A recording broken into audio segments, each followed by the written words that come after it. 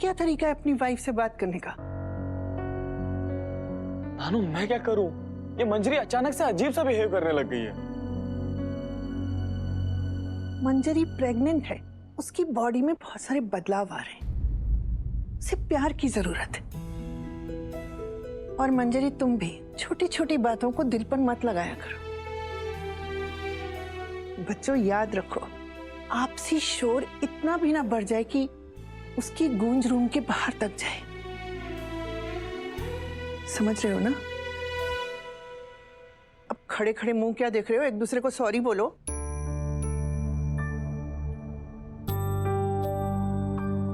I'm sorry. बच्चों, शादी का पहला साल बहुत मुश्किल होता है। इसमें हस्बैंड वाइफ एक दूसरे को समझने की कोशिश ही करते रहते हैं। तो जबरदस्ती एडजस्ट मत करो, उन्हें समझना सीखो। नील के रूम से आ रही हो? जी आंटी, प्रसाद देने गई थी ना नील को। Good night. आप तो तुम हो नील की बचपन की दोस्त? जी। फिर तो बहुत वक्त बिताया होगा तुम दोनों ने एक साथ। हाँ, हम पड़ोसी थे ना, तो सारा टाइम उसी के घर में रहती थी। फिर तो बहुत दुख हुआ होगा ना जब तुम दोनों अलग हुए? नहीं, मेरा मतलब है बचपन के दोस्त को इतनी आसानी से कौन भूल सकता है। फिर तुमने क्या किया?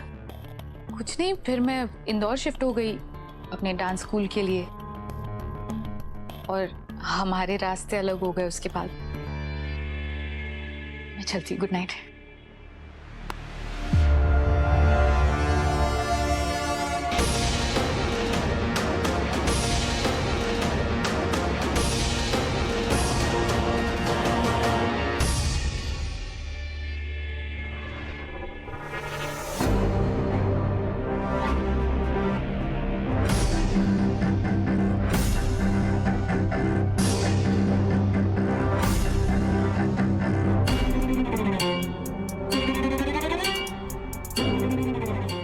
तो अपना रास्ता बदल दिया।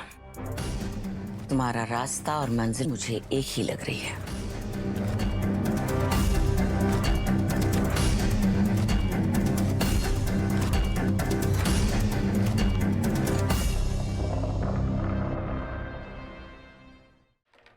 Riddhi, Riddhi, try to understand. I चाहती थी कि साइली और मेरी शादी हो जाए, लेकिन मेरी तरफ से साइली के लिए कुछ भी नहीं था। इनफैक्ट साइली की तरफ से भी मुझे लेकर कुछ था ही नहीं। अरे यार, हम तो बहुत अच्छे दोस्त हैं, और सच कहूं तो ये बात तो मैं भूल ही गया था। तो तुम सच कह रहे हो ना? एक सेकेंड, मुझे ऐसा क्यों लग रहा है कि मेरी बाइकों को जलन हो रही है?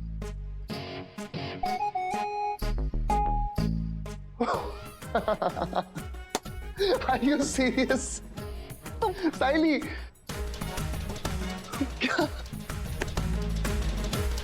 क्या हुआ? अरे मार क्यों रही हो? क्या हुआ?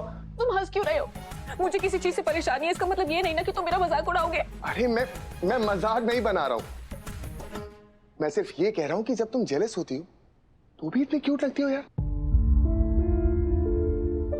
और मैं हंस इसलिए रहा हूं क्योंकि तुम साइली को लेके जेलस हो रही हो। सीरियसली यार, वो नील, बात जेलस होने की नहीं है। आज हमारे लिए कितना स्पेशल दिन था। हमने एक दूसरे से अपना लव कन्फेस किया, हमारे प्यार की शुरुआत हुई, और वो बस ऐसे ही अचानक से हमारे कमरे में आ गई। मैं चौंक गई थी। चौंकने की जरूरत नहीं है।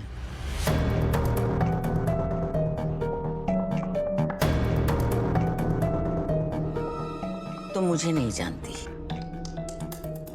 पर मैं तुम्हारे बारे में सब कुछ जानती हूँ। तुम्हारी पूरी कुंडली है मेरे पास।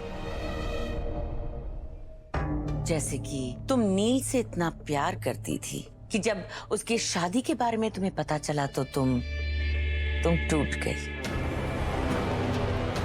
इतना कि तुमने अपनी जान लेने की कोशिश भी की।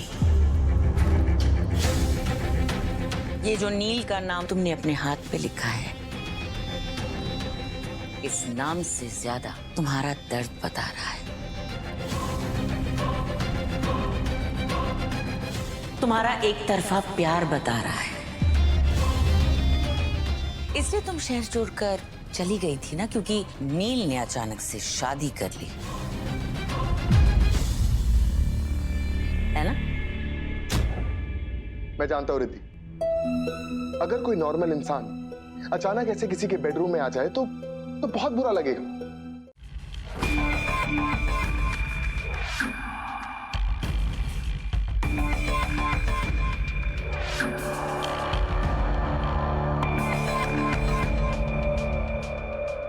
सही कहा था कंचन आंटी ने।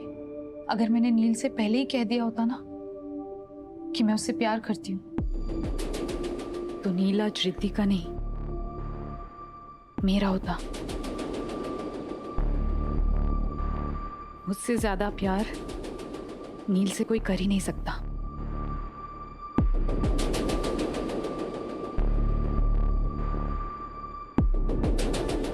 अब वक्त आ गया है साइड कैरेक्टर से मेन हीरोइन बनने का।